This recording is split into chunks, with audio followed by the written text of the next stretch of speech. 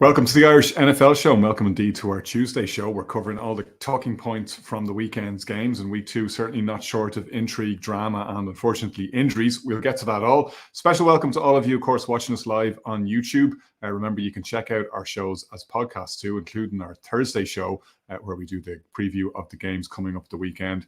You'll find those podcasts on whatever platform you prefer. You'll also, of course, catch us Thursday live on YouTube. Now, if you enjoy live football on Sundays, you wouldn't be here if you didn't, let's face it. Check out Buskers on the Ball in Dublin's Temple Bar every Sunday for your NFL viewing pleasure. They show a range of different games live, and they also have Red Zone all night long if that is your preference. Now let's get to it. Colin, Monday Night Football. Steelers outlasted the Browns in a classic AFC North slugfest. Incredible stat from the Steelers offense, who somehow managed to post negative yards in the fourth quarter, minus 4 yards for that 15-minute frame, and yet they still found a way to win, thanks in no small part to TJ Watt and that defense.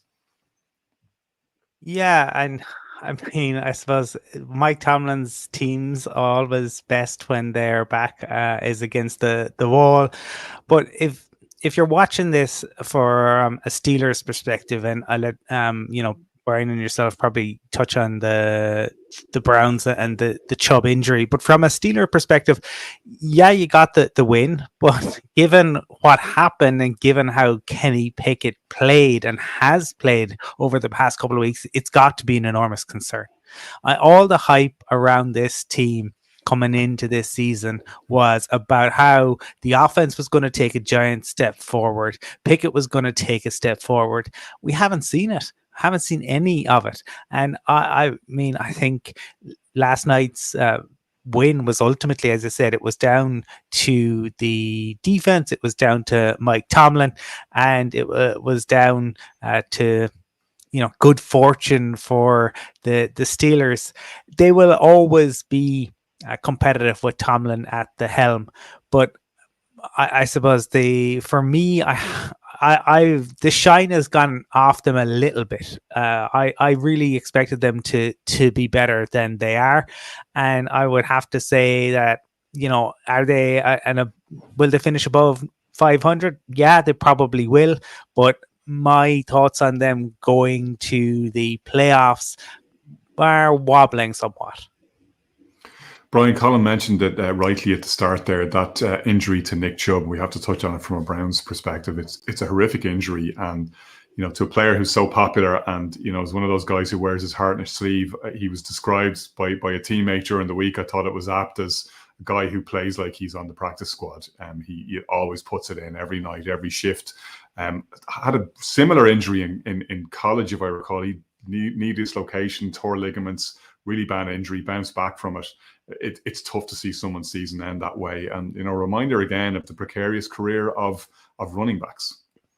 Yeah, we've seen it over the past week, the number of running backs that have got injured. But for the Browns, for me, he's the main guy. We spoke about it in our preseason of the division, and we were making our selections for the playoffs. And as we talked about Deshaun Watson and the various different players they have around, ultimately, this offense has always been run through Nick Chubb. We saw it last year, complimentary of having Kareem Hunt there, and maybe he's the guy that they'll have to look to bring back in. But it's horrific, and for me, that game was one the Browns will look back. And I know it's early on in the season, and sometimes you think back to games where we should have really won. Thought that game was there for them, and Colin's right, he calls it out. Like, if it wasn't for the fantastic play of the Steelers defense, that game, they wouldn't have won that game, because the offense, albeit a few bright spots with the Pickens touchdown and a number of different plays, they got very little going all night. And you see a fourth quarter start of negative yards, and you find a way to win. It's ultimately down to the coaching and your defense. For the Browns, they're licking their wounds. I think they've got the Titans this weekend, which again is a bit of a tough one. Bearing in mind the Titans have just won. Be interested to see what Steelers do this weekend. They're on Sunday Night Football. The attention will be on them. Focus going into the Vegas Raiders coming off defeat. I think it'd be a bit hesitant for me to say. I didn't pick them to go to the playoffs, but I don't think I won't be writing them off just yet because of the nature of the coaching. Like, they found a way to navigate a victory, like they always do under Tomlin, when it looked like they weren't going to win. Everybody had selected the Browns, including ourselves, and we were proven wrong again. And of course, we forgot that the game was taking place on Monday night, where, correct me if I'm wrong in this side, I don't think Tomlin has ever lost a Monday night game. He's 21 or 22-0 in Monday night games. I wish I'd checked that before we made our picks. Some stats. throw it out to both of you. What do you think the Browns will do at running back? Obviously, there's Jonathan Taylor potentially available on the market. Jerome Ford deputised very capably for Chubb last night. They got 106 yards and a touchdown from him, which shouldn't be overlooked. But there's a big hole to be filled there. I'll just jump in first. I was very impressed with Ford. I haven't watched the back a number of times in terms of his play, and yeah, he gave them a lot last night. And again, it was just probably a disappointing factor because they had a running back come in, rush for over 106, the big run obviously being the marquee one, and yet they find a way not to win the game.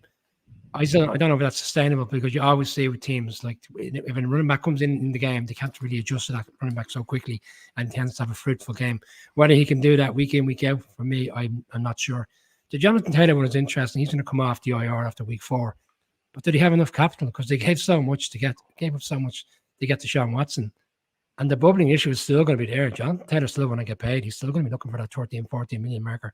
Do they have that in cap right now? Genuinely, I'm not entirely sure they do, but I'd imagine they will look to do something. Kareem Hunt for me is the obvious one. He will know the system. He will know what Stefanski expects of him. He was quite good last year in a supportive role of Nick Chubb. I'd imagine they would look to at least bring him in, see what kind of condition he's in. But he's had a number of visits this off-season to the Vikings, to the Colts, and it's telling that no one has picked him up, and here we are going to week 3. Colin, let's stay in the AFC North. Bengals-Ravens, a very interesting game over the weekend. Nobody's running away with the North, but the Ravens kind of starting to threaten to do it. And you saw Lamar having one of those games where even the box score doesn't do him justice. He really did look back to MVP caliber Lamar.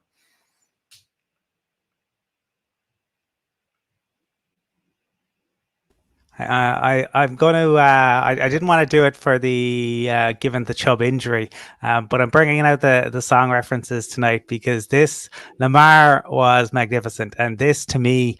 Do you remember when Cher released "Believe," which was a cracking pop song, but also kind of marked a new era in Cher's career?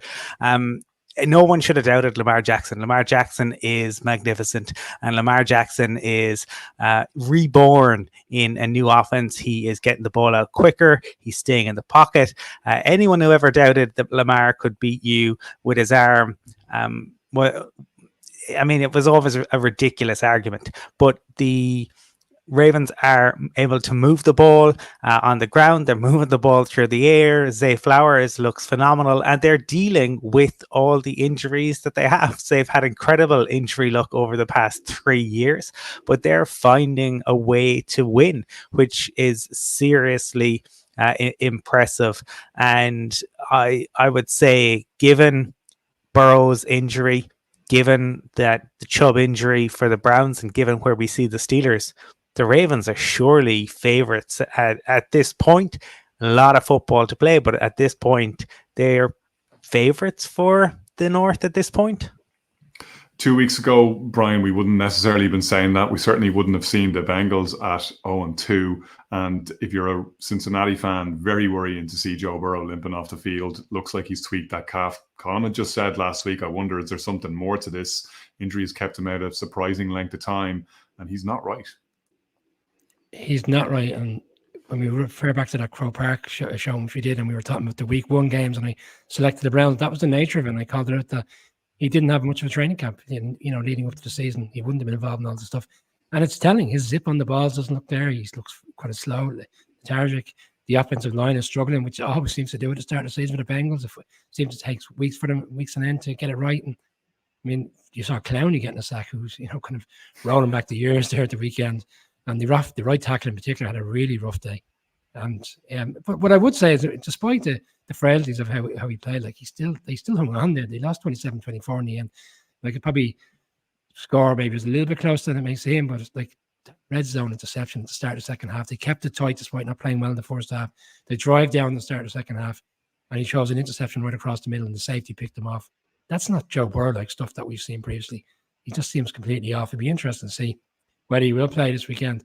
I echo Colin's points on Lamar. Like, his precision passing down the middle of the field in particular was fantastic. He was 9 for 14 on third downs. He had 12 rushing attempts. It's Lamar of old. It's Lamar we enjoy watching. And the Ravens are going in one direction. And right now the Bengals, maybe they have a nice game this Monday. It depends if Burrow plays, but they're playing the Rams. And you would expect them to get their first win of the season on Monday night. Yeah, I should have known Lamar would light it up because I like to think I played a small part in that. As soon as I dropped him from my fantasy team, it was obviously going to be the case. He was going to take off, which indeed he did. Colin, another talking point again on the AFC side of the equation from the weekend, that Titans-Chargers game, another exciting Chargers game. I don't think there's going to be a boring Chargers game this season, but that one probably shouldn't have been as exciting. We kind of saw the kind of too long don't read version of both teams. You saw the Chargers again failed to deliver in the clutch, and you saw the Titans step up in big spots, as they always do under Vrabel. They find ways to win. They tough it out in overtime. Chargers win the toss. Tennessee manages to get them to go 3 and out, and they get back that field goal, get in field goal distance and kick the winning kick.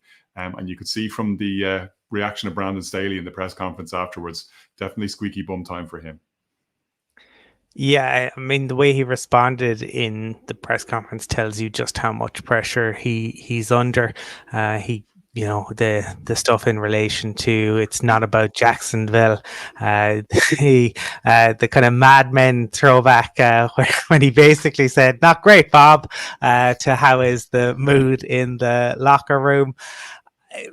I mean, this was about the Chargers more than the Titans. Like, Herbert has a really good game, doesn't turn the ball over, they sack Tannehill, but they find a way to lose, and it's just not working. And I know Brian doesn't like sometimes how Staley goes for it on, but like, you need to go for it at the right times. And I think I've referenced previously The Gambler on this show, but think about Arthur Smith, who we'll get to later. You know, Arthur Smith carries his cojones in a wheelbarrow, but he knows when to go for it, and he's consistently aggressive. Staley started out that way, but has gone away from that. And like, you know, he punts now when he really should actually try and go for it. I just don't see how it can work there. And I sometimes things, you know, are very obviously not working. I think, you know, let's see how he gets on as a DC. But to me, it would be an enormous turnaround for them if they can. I just think there are too many deficiencies in the roster as well. Brian, is it fair to say that Burrow isn't blameless here, though, either? I mean, they're driving to win the game at the end of the fourth quarter. He takes a bad sack and they end up having to opt for a field goal. Then in overtime, like 3 straight incompletions. It's, you know, probably unfair to lay the blame for the defeat on his shoulders, but there was a couple of opportunities there in the key moments to step up, and unfortunately it didn't happen for him. For me, the blame is solely on one man, and that's the head coach. How can you go for it? Sorry. Well, I tried, Brian. I tried to move the narrative on. Well, I'll give you the reason. I said it last week. There's 2:22 to go. They've got 3 timeouts. They need a field goal to go to overtime. You need a touchdown. With 1:32 to go, they're on the 49-yard line, still with their 3 timeouts. And then it was 26 seconds left before they called the timeout. And within that period, for the rest of that drive, they only had 5 plays. How do you only have 5 plays when you've essentially got the whole clock to yourself, you've got all the timeouts to yourself, and you can't construct a playbook with a minute to go? And then you make the plays. Okay, I appreciate the sack. I understand that your friends have to, you know, put them in a position where you have to take the field goal. But surely at that stage, where you've got plenty of time on the clock, you've got the timeouts, that you are looking at a situation where I'm not going to accept overtime here. I'm going to go try win the game. Didn't seem to be the case. Brandon Money only had 5 plays. It seemed like they were comfortable going to overtime. If we got a touchdown, great, and we won the game. Where you'd see different head coaches, the likes of Andy Reid, in that situation would say, "No, okay, let's go aggressive and let's try win this game." But it wasn't the case. They struggled last week when they got the ball with 140 odd to let go with two timeouts. They couldn't get down the field again. I just don't get it anymore. Like, Colin's right. Like, it's not working. It's not working. And for me, it's mismanagement. And whether that's on Kellen Moore or whether that's on Staley, I'm not entirely sure. I saw a great one today. They've scored 50 points this season. They haven't turned the ball over once. The first time in NFL history to do that and be 0-2. And then Mike McCarthy, for all the criticism he was getting, because it was all Kellen Moore's fault. It wasn't Mike McCarthy. Well, Mike McCarthy seems to be moving that offense up and down the field on a very strong Jets defense on Sunday. So you wonder who was the problem there as well. Chargers have a really difficult game this weekend for me. The Vikings are in a straight position where, like, the Vikings lost last week, but in fairness, they put in a great performance, I thought, against the Eagles, and in other games, we spoke about the Jefferson stuff. Like that's gonna be a really tough one. Like they could be 0-3 come the end of this weekend. Like, is there any way back from that? Because you look at the percentage numbers, and 0-3 teams don't tend to make the playoffs very often. We're looking at the key talking points from week 2 in the NFL. And what bigger talking point really than 2 amazing comebacks over the weekend, Brian? I can see the smile creeping across your lips because, of course, the Giants had a joint highest comeback in their entire history over the weekend against the who are they playing at the weekend again? It's gone out of my head. Oh, the Cardinals. The Cardinals, of course. Yeah, geez, how could I forget? Yeah. And I was only texting you, slagging you over the weekend that the Cardinals were doing a number on them. So it should be front of mind. But an amazing comeback. And unfortunately, we talked about it separately. The Nick Chubb injury, Saquon Barkley carrying the team on his back at times at a cost. Yes, but I think Daniel Jones really ultimately was the guy that took this team under his wing on Sunday and came out the second half. And I mean, he threw for over 250 yards in the second half. 3 touchdowns. He runs in a touchdown. He's 58 yards rushing. No quarterback in NFL history has ever done that in a second half performance. So that for me, that's going to be another bright spot. And for a guy that's been criticised and people still have their doubts about him, for me, there's no doubts in my mind. He's the right guy to take this team forward. Things are still not right for me. Like Brian Daboll's taking back play calling. I was watching some coverage today where they're kind of suggesting it wasn't him, but you can clearly see he's the one the man behind the doing the Mike McCarthy impression with the cover sheet. For Saquon, Thursday's going to be too soon. Daboll is suggesting today he may play, but I can't see. I think Monday week against Seattle is a more realistic game, and they're probably been very fortunate because it looks like it's a low ankle sprain as opposed to what he got a couple of years ago, which had him out for a few months. Yeah, they were very insistent that it was, quote, an ordinary ankle sprain. Nobody wants the speculation to be swirling around the dreaded high ankle sprain. So hopefully it is as advertised. I just throw one more in, Conor. Like it's like Graham O'Hare. He's a Giants fan there. Like it's an unusual one, right? Because there's 2 Giants fans out there over the past few days. The one that's kind of concerned about the fact that we're in that position in the first place against one of the weakest teams in the league, and then there's the ones that go, look at that second half performance. Look what they can do, albeit against one of the weaker teams in the league. It's a strange one. It's hard to kind of compare what's the right, I suppose, what the right approach is there. But sometimes a strange result like that or a second half performance can turn your season around very quickly. Side note on the Cardinals column before we move on there, they are one of the weakest teams in the league, as Brian said, no surprises there, but they've been probably a lot more competitive than a lot of people might have given them credit for at the start of the season. Jonathan Gannon was taking an awful slagging in the offseason, but he has them playing and looking like they want to play. They don't look like a team that's overtly tanking.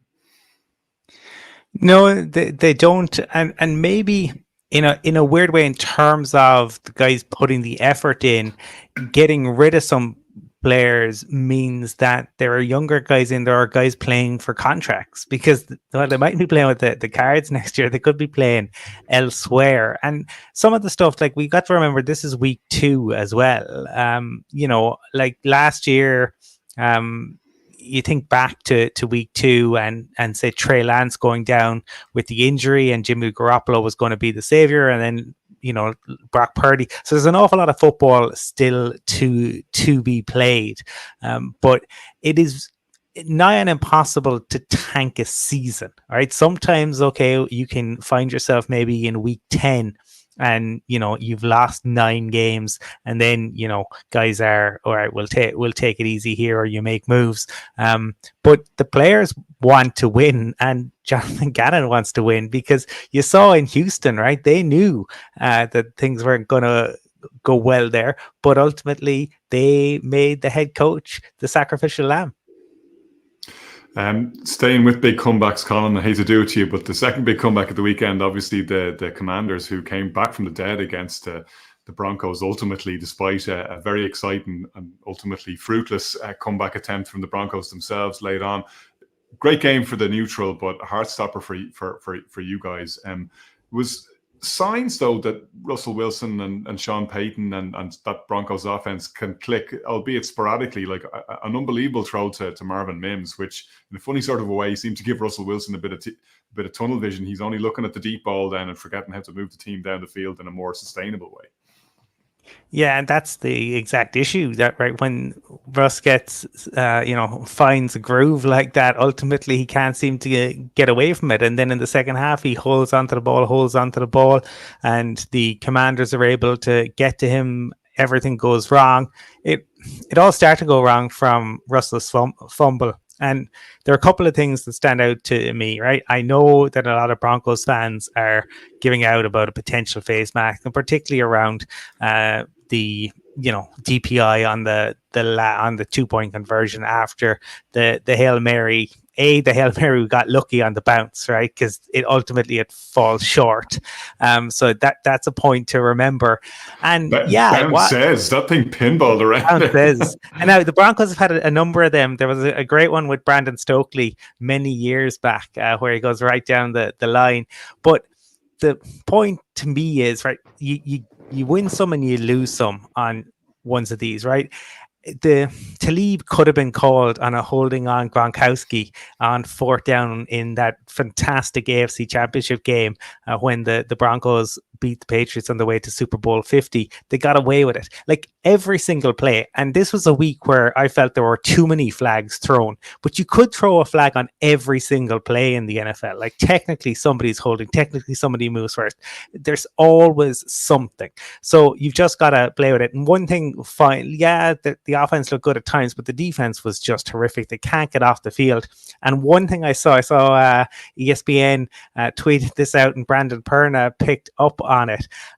Sean Payton's teams were 72-0. 72-0 when they led by 18 points, and that changed. So welcome to Denver, Sean. Things are very different here, and it's going to take all your coaching to turn things around. Well, just like Homer Simpson thought the Washington Generals were due against the Globetrotters, I guess the Commanders were due against Sean Payton at some point. And we've been talking about the comeback, Brian, while focusing on the Broncos, and it's the Commanders who pulled it out there, and they're not going away without a fight. Like they're not fading, as I perhaps suggested in preseason. They might into obscurity while they await the new ownership and the changes that might happen at the end of the season. Ron Rivera has his guys playing. He does. Colin bottled it. Colin selected the Commanders initially to go to the playoffs, and then he kind of reflected and took it away. Well, look, it's still early days, but I was concerned going into the season for Rivera, because I thought maybe the players were kind of moving distance themselves from him. We saw the kind of difficult moments where the players were kind of giving it about Eric Bieniemy in terms of the structure in which he wants to put in place as offensive coordinator. There were suggestions that Rivera didn't even want him in the first place, and he's this is the inevitable head coaching role that Bieniemy will pick up when Rivera gets fired. But right now it looks like they're very together, and it was telling after one of the touchdowns how the players kind of went over and they're all kind of celebrating with Bieniemy. So I don't know if it kind of signifies that they've kind of accepted what the responsibility and the onus of what he wants to do from a coaching perspective. But yeah, they're 2-0, and like, this is the Commanders. We said they've got the players. It's whether they can put it all together. Now it looks good. Like, you can understand now. It's still early, but you can understand why they've given them the opportunity. This weekend is a bit of a measuring stick game for me. I mean, they got the Bills coming to town, who've come off a strong win against the Raiders. So it'd be interesting to see if they can live with the big boys this weekend. Let's stay with NFC East teams, Brian, because Cowboys had a comfortable enough win against the Jets in the end.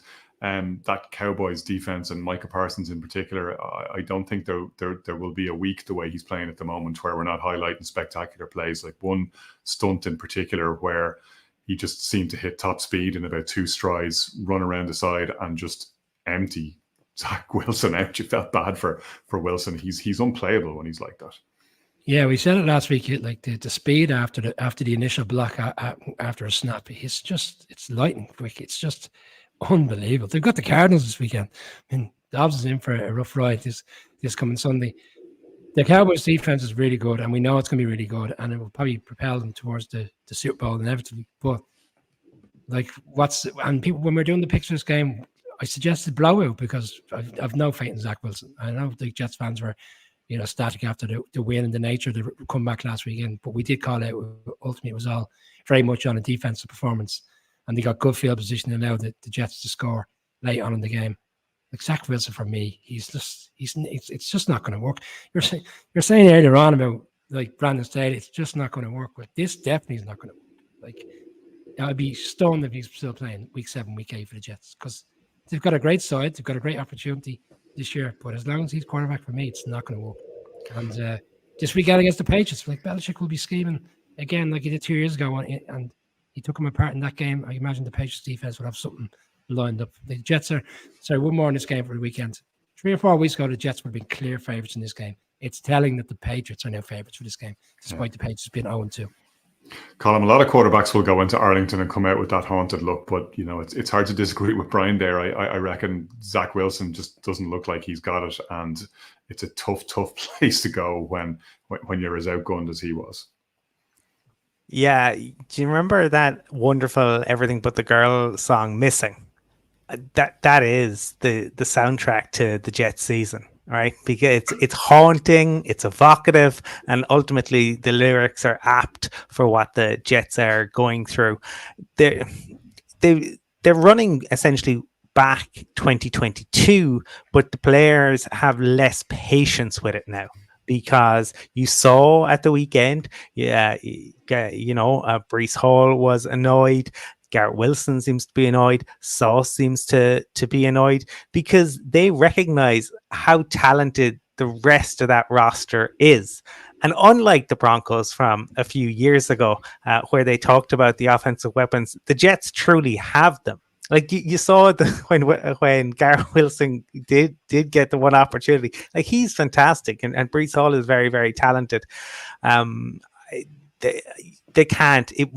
I know they tried the show of solidarity with Zach Wilson after that. That won't last. And I don't know what they do. And I said it on last week's show at this time. Would you go and look to make an offer for Kirk Cousins, and what ultimately would that cost, and would Kirk agree to it? Would he want to go to New York? But you have to investigate it, because the window to win a Super Bowl is small unless you have a Patrick Mahomes, right? You need that level, because generally everybody else is kind of up and down. So you have the talent there. You can't keep going with Zach Wilson. The players are down tools. Right, speaking of quarterbacks that might be in need of replacement, I hate to say it, but we may be looking at such a situation in Chicago, unfortunately. Justin Fields, we talked about Zach Wilson being haunted. Fields had another rough outing at the weekend, a game where I'm kind of cursing myself. In spite of myself, I picked the Bears to win this one, because I said, look, I have them at winning 6 games this year, and they're not going to win against the Bucs. I was wondering where those wins are going to come from. Well, I'm still wondering after the weekend. And having called out Fields through one particularly bad pick, hit Shaq Barrett for Shaq Barrett's first ever interception, went in for a pick 6, just when the Bears had a chance they pulled it back within a field goal and had that opportunity to drive, albeit backed up in their own end zone. But so much of the blame here has to go to dysfunctional organization from the get-go, and offensive coordinator Luke Getsy, who's very much in the crosshairs of Bears fans at the moment. 2 screen passes called in a row to Khalil Herbert. First one fails. Second one, and this is the thing about the Bears offense at the moment, utterly predictable. I mean, football, if it's anything, is a game of misdirection. You got to make the other team think you're going to run when you're going to pass. You got to make the other team think you're going left when you're going right. You could call Luke Getsy's game plan out, 6 seconds before the play goes in. And it seems like every defense in the league is wise to it at this stage. There just isn't an awful lot there. And the pity of it is that when they allow Fields to go downfield, he's actually been pretty accurate. His explosive plays are there. He can hit guys in stride. He particularly seems to have a connection with DJ Moore when they can scheme to get more open. But what happens, or what seems to happen, is that the O-line hasn't made the strides forward this season. He's under pressure all the time. He's making bad decisions. Like there's a time in that game at the weekend where DJ Moore was actually wide open in the flat. He just had to look up and hit him, and instead he tucks the ball in, tries to run, gets swallowed up. And it's an absolute drive killer. Even when they get big plays on defense, and there aren't too many of them to go around, a good special teams play at the weekend with a blocked field goal, couldn't advance it down the field, turn it over, and the Bucs come right back and score. But Brian, for you, is the focus on Fields, or should it be elsewhere in Chicago? It has to be on Fields. I don't even think Getsy is. I'm not going to say you're closer than I am, so I bear that in mind when I say these things. But is Getsy limited by the quarterback play? and maybe that's the reason behind the playbook. A bit more broader picture. I'll put this to you though, like this is similar to the Nagy Trubisky situation. If your play calling says to a quarterback over and over again, I don't trust you, I don't trust you, I don't trust you, how's the quarterback going to develop? They could argue they don't trust him because it's a broader conversation there, okay? Not just focusing on that game. 27 games, 26 touchdowns, 24 interceptions. He's been sacked 10 times this season already. Offensive line is the problem. He's had 101 sacks in his time with the Bears. His QB rating last year was 26.4. Right now it's 23% after 2 games of the season. It just looks like he's going the wrong direction. Which is why last January, when the question was, people were saying, "Oh no, Justin Fields is the answer. The Bears will make the right decision in the draft." And my answer then was to trade him and use it to go after the likes of Anthony Richardson. And I know people just say you're just kicking the can down the road and taking another quarterback, but I think at that stage there might have been a suitable offer that the Bears would have really considered. I know they got the offer in the end. It's hard to know because the offensive line is continuously poor. They've mismatched again this season. They put it together. Appreciate there's been injuries. So it's hard. Some Bears fans will argue we're not seeing the true reflection of a quarterback if you had an offensive line there. I do agree with you on the DJ Moore thing. That makes no sense. You make that trade, you get him in, surely he becomes the main focal point of the offense outside of your quarterback. And they're not utilizing him in the way they should be, like what we saw in Carolina, which inevitably made him the number 1 receiver. But it's failed for me. I've been saying it for 2 years. Colin knows how I feel about him. I think in the end, Bears next season will make a very difficult decision. Well, I got to say, if you're Caleb Williams, you're hoping the Bears don't end up with the number 1 pick, like given Chicago's lamentable record at developing quarterbacks. I leave it there. Colin, you want to weigh in on this one before we stick a fork in it? Yeah, just I think, it is kind of chicken and egg. But one thing that I thought that was interesting is the first 2 weeks, and granted it's only the first 2 weeks, the 4 most productive QBs in the league: Tua, Jordan Love, Matthew Stafford, and Brock Purdy. Their play callers are Kyle Shanahan, Mike McDaniel, LaFleur, and Sean McVay. So it's not one or the other. I think you need both. And I think, unfortunately, for the Bears, it's just not going to work with the situation that they have. I think somebody might take a flyer on Fields because in a different situation, maybe. But it hasn't worked out, and it shows that coming into the league, and ultimately when you look at, say, the Eagles and what they did, they got lucky. Ultimately, they were in the Deshaun Watson sweepstakes. They were in the Russell Wilson sweepstakes. They ended up staying the course, and they put pieces around. Who does Fields have to throw to realistically? I mean, his wide receiver, the guy that the Bears traded for last year, has to make a groveling apology, like Homer Simpson kind of having to crawl back in to apologize to Mr. Burns. That is telling, and the O-line is a problem. The roster is a problem. Are the Bears, Connor? The question is: are the Bears starting completely from scratch next year? Do they need to absolutely clean house again? But then, that's the thing. You're starting all over. But do you trust the GM to get it right? Do you trust the head coach? Do you trust that they will improve the process the next time around? Well, there you go. You wind the clock back, and I leave it at this. We don't want to talk about the Bears all night, but the original sin here was allowing Ryan Pace and Matt Nagy to decide the medium-term future of your franchise. A lame duck GM and coaching combo who are going to be on the way out at the end of the year made the decision on your quarterback, and the Bears seem to be destined to make the same mistake again unless things make a serious upturn in the medium term. Connor, can I ask you one more quick question? Sorry, I just feel like people probably think this is a Bears segment on its own. Do you think Poles would survive after 2 years, or do you think the Bears are seeing it as a long-term plan and he'd get another year at it? Well, I think Poles has made some moves, right? And one clever thing that he did was he hedged his bets with Fields, right? He didn't do anything stupid. Like, I know you can say they could have taken the number 1 overall pick, and they could have gone with Bryce Young, and they could have gone with Anthony Richardson. They gave Fields a chance, and I think we had seen enough to suggest that he could make a step. You could now. The Jalen Hurts paradigm was never there for me. You might have got Daniel Jones, say, But that would rely on having a Brian Daboll or a Ben Johnson, and look at the progress that Jared Goff has made under him, which unfortunately I don't think Luke Getsy is. But in his back pocket, Poles got DJ Moore for trading the number 1 overall pick, which was a great move. And they still have a shot at a top quarterback next year if they want, or enough draft capital to go out and tempt somebody to part with their veteran and plug him into that offense. So I think he's shown enough as GM. He's brought in some good pieces on the defensive side as well. They've made some good moves there in the draft, and they've had to pretty much start from scratch there. I don't think Poles has been a disaster by any manner of means, but there's serious questions about the entire coaching staff. Alan Williams, the DC, is now taking a step away for personal reasons. Eberflus is taking up his coaching responsibilities. I've talked at length about Getsy, but I think if this is clear out, I think Poles probably has done enough to survive. I don't think he's dirtied his copybook too much. We have a lot of talking points from week 2 in the NFL, and we move to the LA or the Rams. Another encouraging performance from them in a losing effort. Colin, they went to San Francisco. Sorry, I was going to say they went to San Francisco. It just felt like that because there's so many San Francisco fans in SoFi. It was actually a home game for the Rams. That defense had bullied the Steelers the previous week. They certainly didn't have it their own way against LA. Puka Nacua, again, that 5th-round rookie wide receiver, lights out for 2nd week in a row.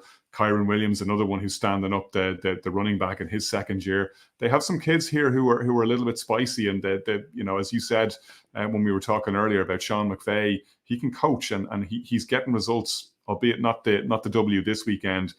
They're not, it seems, destined for obscurity this season. They've got something to say about their destiny. Yeah, and kudos to him. I mean, I certainly was somebody who didn't think they would be like this, underestimated, I suppose, McVay's appetite. And he seems to have really been re-energized by the kids, and the entire franchise has. And the Cooper Cup injury, when that's how we really wondered.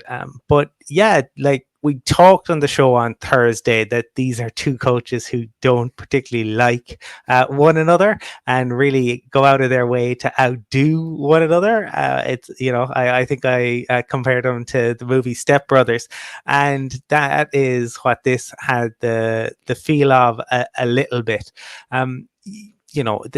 Given where the Rams are at, it's not surprising that ultimately they came up short. I mean, this is a 49ers team that is stacked. And, as long as Christian McCaffrey can stay healthy, because Brock Purdy had wobbly moments, but Christian McCaffrey, I think, is the key to this 49ers team being a juggernaut. I think if he isn't there, then they look like a very, very different team than they do. He's so gifted. Once you put the ball in his hands, whether it's out of the backfield, whether you line him up as a receiver, he terrifies defenses, and rightly so, because he can tear you apart. So kudos to the Rams for being much better than we expected, and to Sean McVay for doing more with less. And there are plenty of coaches around the league that could sit up and take notice. Brian, that 49ers offense, as Colin said, super powered as it is. Christian McCaffrey very much a difference maker, but Deebo Samuel looks to be back to something approaching full power, and that's pretty scary to watch as well. That touchdown just reminds you of a couple of years ago when he was doing those very tricky plays where he just can't seem to get him down. I know it's a short yards type of play, but it just, the craftiness of him to get through those 3 or 4 plays. But there was a number of different plays throughout the course of the game. I did think that the 49ers defense on Sunday was there to be got at. Like the Rams, we talked about a young team, and the Rams did well offensively throughout the course of the game. And a number of, there was a few interceptions in there for Matthew Stafford, but by and large they put a really strong account to themselves. But this is why I was so high on the 49ers, because I really felt that Purdy, having come in midpoint last season, would have had a full off season to get his head around exactly the nature of what's expected of him. And he's hit the ground running. And all the players that maybe started slightly slowly last year, as you said, Deebo Samuel, Brandon Ayuk, and Kittle, they're all firing, guns blazing very early on in the season.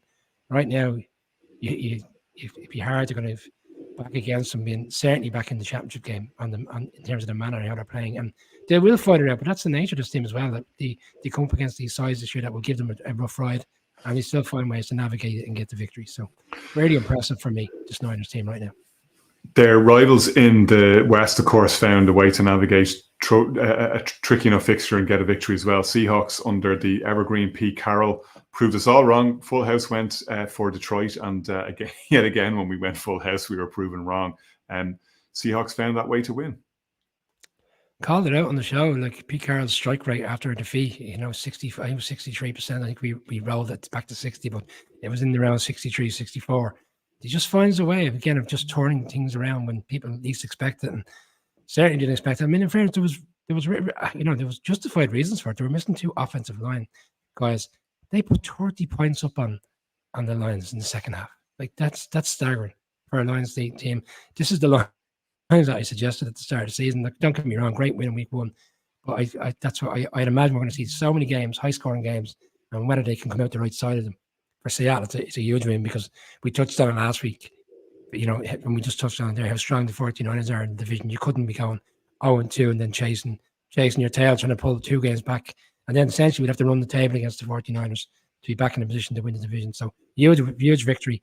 And for the Lions, maybe it slightly brings them back to where probably a lot of people maybe felt they should be, as opposed to 2-0. And then the hype would have increased it because it's been there all off season. Yeah, that's true, Colin. The Lions don't look like running away with anything, and the North kind of getting interesting as a division, the NFC North now. Yeah, given I suppose that all 4 teams lost, and it does remain open in that the Packers, I think, are probably best placed, and their game ultimately against the Falcons was one of the most intriguing of the entire weekend because there were various chess pieces. But that Public Enemy song, "Welcome to the Terrordome," that is the Falcons. The Falcons they're terrifying. Like, I mean, in all sorts of ways. Like, Desmond Ridder would terrify you if you were a Falcons fan. Watching him in that opening 15, he desperately tried to give the Packers the ball. Tried to give them the ball 4 times, that they only took advantage of one of those. He could have easily. It's not just the receivers who drop passes, yeah.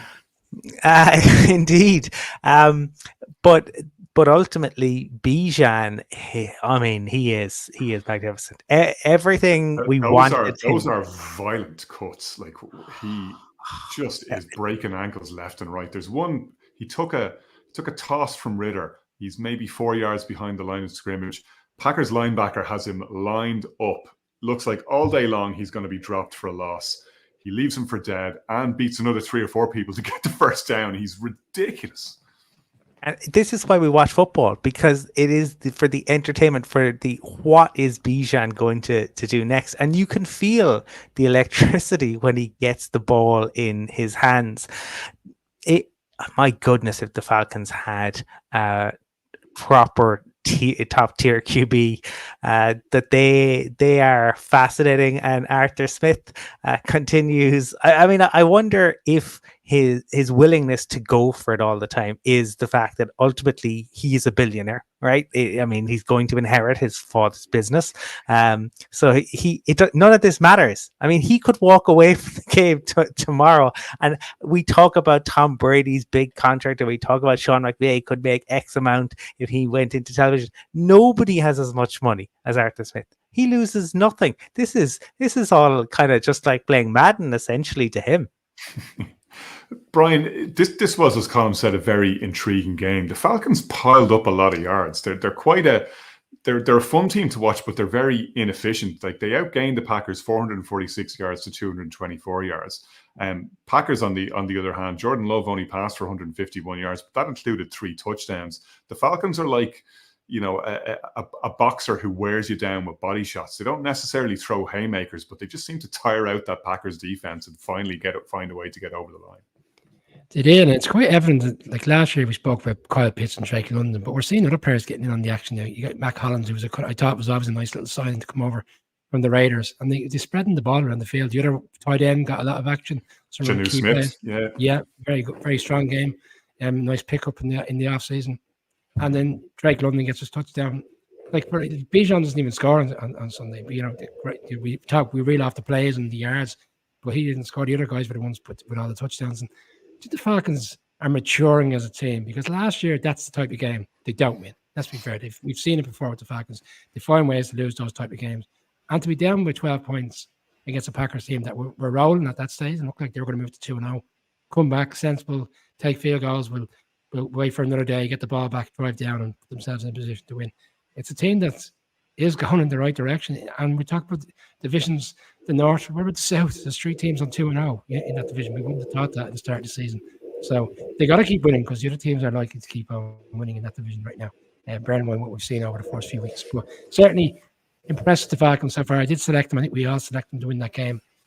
But I think they've matured as a team a lot quicker than I thought. I thought to be really enjoyable to watch. And that is the case, but I don't know. I thought to be coming out the wrong side of certain results, in particular on Sunday, how they navigate that win. And it looked like they were gone. Colin, we talked at the start of the season about how the Buffalo Bills had kind of gone below the radar, and that might just suit them. Like, obviously, they were involved in the high-profile Monday night game against the Jets, and that walk-off punt return that ends the game and wins it for the Jets ultimately. But they bounced back, blowout win in the end, and definitely after the question marks that were over them last week, they seem to be headed in what looks like the right direction.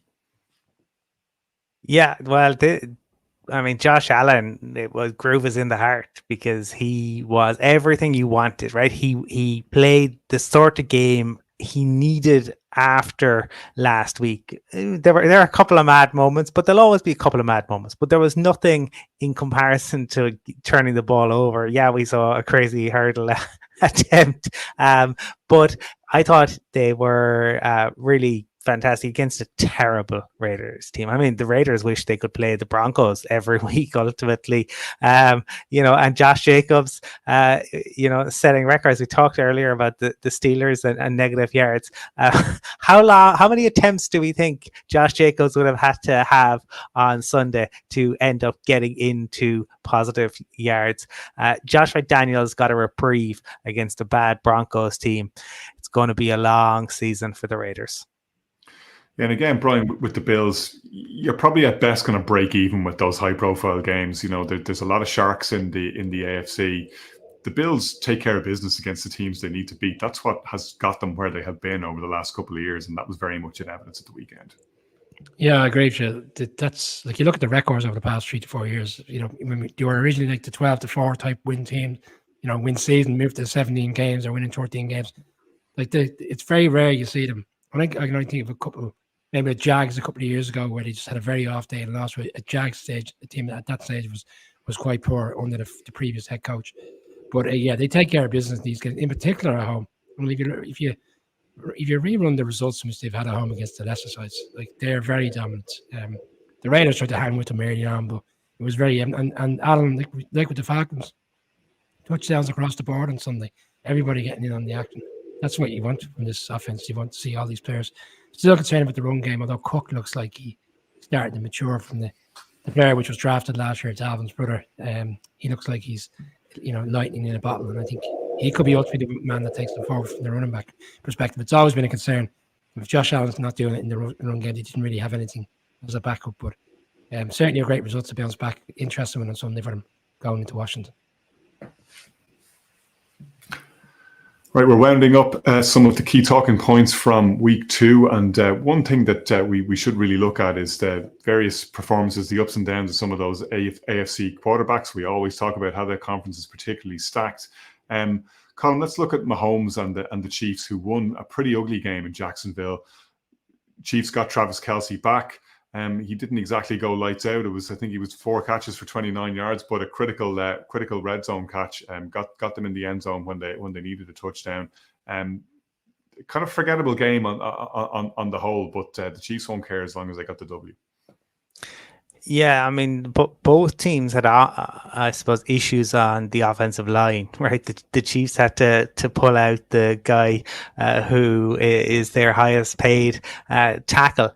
Now, just to kind of reset him, but it was a computer claim and he was glitching. And just to highlight, right, for the Jags offense has been really disappointing, and that's sad because I really would.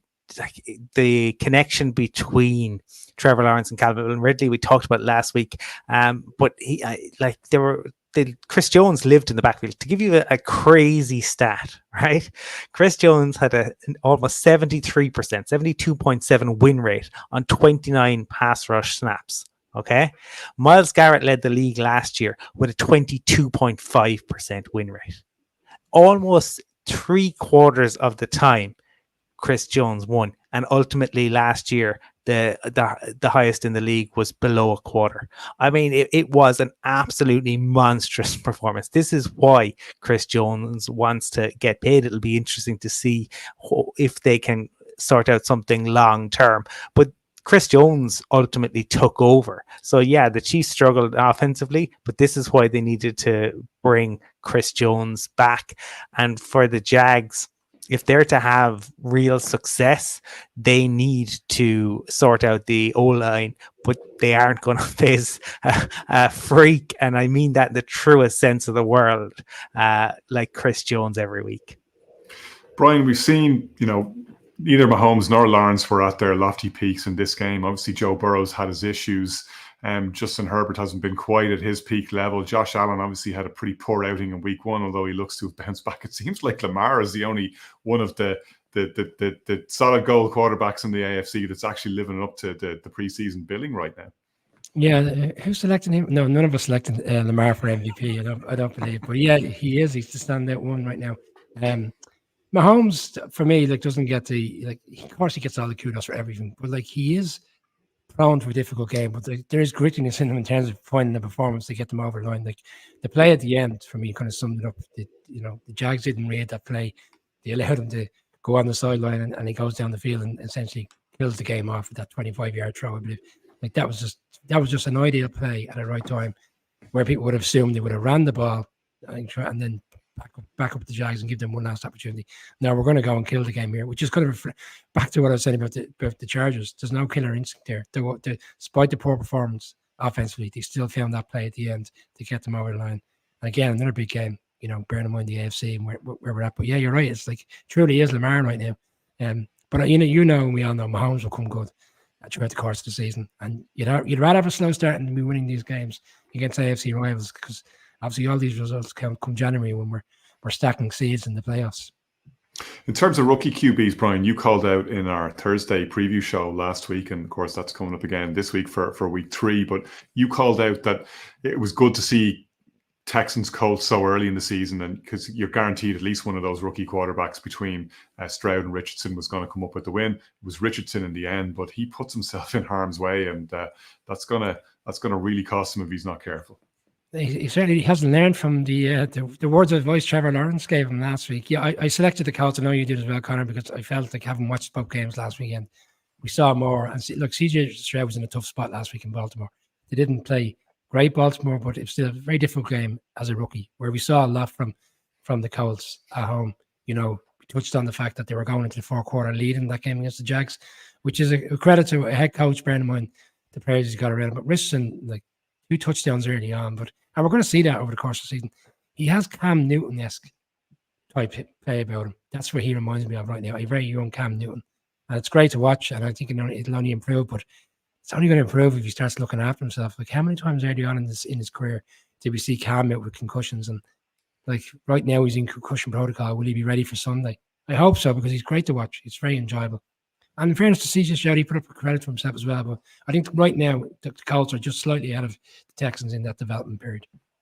Colin, none of the rookie QBs have disgraced themselves. Usual teething problems aside, there's no reason to think as of yet that any of them still don't have what it takes to potentially develop into tier 1 passers. It's been interesting. Nobody seems to be swimming in the deep end just yet. No, although interesting to see kind of reports emerge today around the Panthers taking the QB sneak out of the playbook completely. And I with all these stories, it's the media world, as you well know, Connor, is fascinating. And for fans, a lot of the time, I don't know. I wish there was more media training in schools almost, right? Because who leaked that story? It's a bit like the Kyler Murray, not to, in any way to the same extent, right? But that controversy. But why did that story come out now off the back of kind of two defeats? Is that just somebody picking up on it? They need to fill copy, or is somebody looking to make a story of it? Is there somebody within the building who's disgruntled? It's always fascinating to me to see that. But like it takes time, and you've got to take the lumps with it. And when you go that high, generally you are going to a bad team. If you're going one within the top 5, unless something really strange happens. So yeah, I think you got to see how the weeks go. I will say, I agree on like with a lot of what Brian is saying on Rich. I think he's fantastic to watch, and I think Steichen is living up to my expectations and the hype that I gave to him. I thought Richardson's concussion this weekend really, it wasn't really his fault. Like the week prior, he dived head first and he put himself there. I thought he didn't do that this weekend. But it obviously, look, it's a concern when a player gets 2 concussions, back to back weeks. That's an enormous concern. You can't ignore that. And Brian, we saw that with Tua, of course, last season. Thankfully, this season he's been clean, and touch wood, he remains so, and doesn't find himself in the sort of jeopardy that we saw him in last season, when a lot of people had serious concerns about him. But the Dolphins are rolling, and it's not just a passing game. Mike McDaniel schemes up some nice runs, and Raheem Mostert seems to be the man who's feasting at the moment. Have we done ourselves a disservice there? We were talking about Lamar being the only quarterback in the AFC that's hitting the ground running, and we forgot Tua. I was trying to smoothly segue into giving Tua his flowers without calling out that we'd overlooked him. I believe there's a few Dolphins fans watching the show at the moment. They might be reminding us very shortly on the messaging. But the Tua didn't play at the level he played last weekend, but it was still evident that he has control of this offense. And Mostert, he's been up and down in terms of his career, he looks like he's really kind of flourishing in this offense. Dolphins have a tricky one this weekend. They got to play the Broncos. A lot of expectation now on this Dolphins team, but they're starting to kind of get these wins in games that are gritty, where the Dolphins would have lost before. Week 1 found a way to get over the line, come back, and this weekend, from a Patriots perspective, that's 2 weeks in a row where they've had an opportunity to at least get the game into overtime, if not win it last week. And Mac Jones comes out after and says, "Oh, it's another week where we nearly got it done." But like, when does the nearly got it done stop being the conversation? And when the Patriots fans kind of switch off from Mac Jones saying the same thing week in, week out, we all heard it with our own teams. We've only had it done this, I've only had it done that in a particular play. It kind of gets a little bit teething and boring after a while. Great win for the Dolphins. Tua didn't play at the end of last season when the Patriots beat them. He's 5-0 against Belichick. So that annoys Belichick greatly. Yeah. Colin, one thing that Belichick, I'm sure, will be delighted about, and it's Brian's pick for rookie or defensive rookie of the year. Christian Gonzalez looked exceptional again. I mean, they took the deep ball away from Tyreek Hill, which is a very easy thing to say. And, there'll be a lot of eye rolling when people talk about Belichick, making you win with your plan B. Like, every team goes out to try and stop the opposition's most dangerous player. But the Patriots did it almost effortlessly, and it takes a lot to elicit a compliment, a bon mot from Tyreek Hill. He actually had some good words to say about Christian Gonzalez, if not about the Patriots fans, who I'm sure will say they'll take no lessons on how to behave themselves from Tyreek Hill. Yeah, I mean, look, it's a testament to Bill Belichick and the player. I think we've talked before, Belichick has the ability to mold cornerbacks, but when you give him a cornerback with the ability of Gonzalez, my goodness, he is going to be an absolutely... He comes in a rookie. Week 1, it's like, well, you look after A.J. Brown. Week 2, you can take care of Tyreek Hill, and I wouldn't say he's got them both in his pocket, but he did pretty damn well. Yeah, no, I mean, look, Belichick is, like, because of his success, there's always going to be enormous scrutiny on him. The defense and the special teams look fantastic, but I would agree with Brian. Mac Jones is a concern. He has to be a concern. I think he's okay, but again, we're further down the line. I don't think he was helped last year with the Zappy and nonsense and the way in which they treated him and the way in which they didn't have an OC. But at some point, Mac Jones has to go out and win games. I mean, ultimately, that's what good QBs do. And if you want to be in the playoffs, that's what you need your QB to go out and do. And that's what we are seeing Tua do. Well, let's look at. We've got 3 games coming up the weekend that I think are obviously we'll preview them in greater detail when we pick it up on Thursday. But 3 games where you got 2 teams under considerable amount of pressure. Patriots take on the Jets, a really important divisional game, and Belichick obviously always has that extra will to win against the Jets, and it's generally been a happy hunting ground for them. But they can't go to 0-3, and the Jets don't want to be in a 1-2 hole either. They want to stay as competitive as possible, pending some resolution, dare we suggest, of the quarterback situation. Colm, how do you see that the storyline ahead of that Pats Jets game? It's got to win really for the Patriots, but the Jets don't have any less motivation. Yeah, but this is all the hallmarks of a Sam Darnold seeing ghosts. Bill Belichick absolutely loves QBs who are susceptible to pressure, and we know you can get in Zach Wilson's head. The Patriots have done it before. It'll be a very tight game, I imagine, because I don't see the Patriots being able to score, a huge number of points either. But for Zach, if you're the Jets, really the last place you wanted to go. I mean, remember that this is Belichick who traded with the Steelers in order to stop the Jets getting an O-line guy. He doesn't like them. You can be absolutely sure that he will have a game plan. Conor, I just want to throw one more in on that, and it's more the week after. The Patriots the following week play the Cowboys, and the following week for the Jets they play the Chiefs. So, like, whoever comes out the wrong end of this result, bear in mind who they play the following week, either game, either scenario, are under real pressure, because there is a scenario where the Patriots could find themselves 0-4 very quickly, and Jets could find themselves 1-3. It's a big game, albeit it's very early in the season. Right, another big game early in the season is for the Broncos at the Dolphins. Dolphins, as we just said, are really rolling, and they're feeling themselves. The Broncos had that heartbreaking loss after an 18-point lead against the Commanders, and they're already under serious pressure.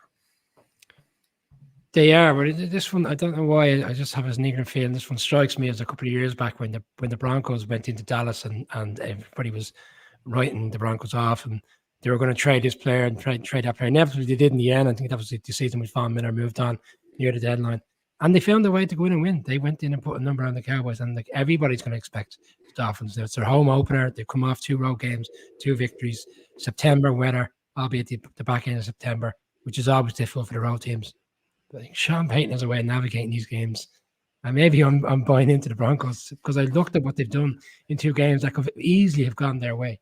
They could easily be 2-0. But again, it's the nature, and these games are so tight. But certainly the pressure is on them. And for the Dolphins, they got to keep winning, because ultimately, the Bills are going to start rolling soon enough, you would think. Colm, as Brian said, it's going to be extra hot in more ways than one on that Broncos sideline in Miami. But Sean Payton doesn't fear pressure. He doesn't, but his QB might, and that was some very interesting comments regarding the wristband at the weekend. We saw Pete Carroll come out last year and kind of throw shade at Russ around the wristband, and Russ had to go back, and now Sean Payton is saying communication issues, maybe we need a wristband. He also threw some shade at his defensive coordinator, because again, the Broncos are blitzing, but they're not getting there.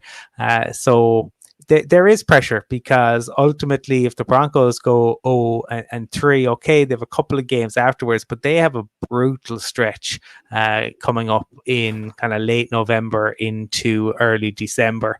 So it is really must win, and the last place you want to be going is Florida in September to try to eke out a victory. But this is the NFL. Nothing is certain. It's must win too for both the Chargers and the Vikings, Colm. The Vikings, all right, they dropped the season opener against the Bucs that they really would have penciled in as a W before the season started. Against the Eagles, a team that manhandled them last year, I thought they were really, really unlucky. Yes, they were sloppy, but they look back on that game and think, we could have won that. Yeah, the turnovers again are the issue for the Vikings, and ultimately, I suppose the reversal of last year, where they came out on the right side of one score games. The pressure though is all on the Chargers. Like the Vikings overachieved last year, right, in year one of Kevin O'Connell, and they have looked good. And I don't think anyone looks at what the Vikings have done in the first couple of weeks and thinks, oh, that was a really terrible mistake by Kevin O'Connell. If anything, they showed up against the Eagles when a lot of people doubted them. Whereas for the Chargers, all the pressure is there. Like if the Chargers were to lose in Minnesota, like, can you imagine what Brandon Staley will be like in the post game press conference? It will be fascinating to see. I mean, it could be Don Draper esque, where he starts drinking in the locker room before the meet the press. So one to keep an eye on for sure. Brian, one man who'll be relishing the pressure on Brandon Staley. How do you see that one working out for him? I agree with what you said. I think despite the loss last Thursday, the Vikings have put up that. For me, that was quite an impressive performance. Teams could have went, like, they were very enforced. Teams went a different way. This is a game that you have to get though. Like the Vikings, despite what Colin says around the expectations after overachieving last year, the Vikings won't see it that way. Like when we interviewed Harrison Smith, they very much felt that this division is there for them. You have a long road back if you're going to be 0-3. And for the Chargers, I was just looking at the schedule there. They've got the Cowboys and the Chiefs in the next 3 games with the Raiders in between. So they need to get this one, or it could really spiral out of control. And then it'd be interesting to see what the narrative is, because there's always the odd in-house, in-season firing. And if the Chargers were to start 1-5, something along those lines, is the pressure amount so much that it's unsustainable for him to continue as head coach with the squad and with the team he has around him? That's something I would keep an eye on. All right, we'll be keeping an eye on that and a lot more as we go for our week 3 previews on Thursday.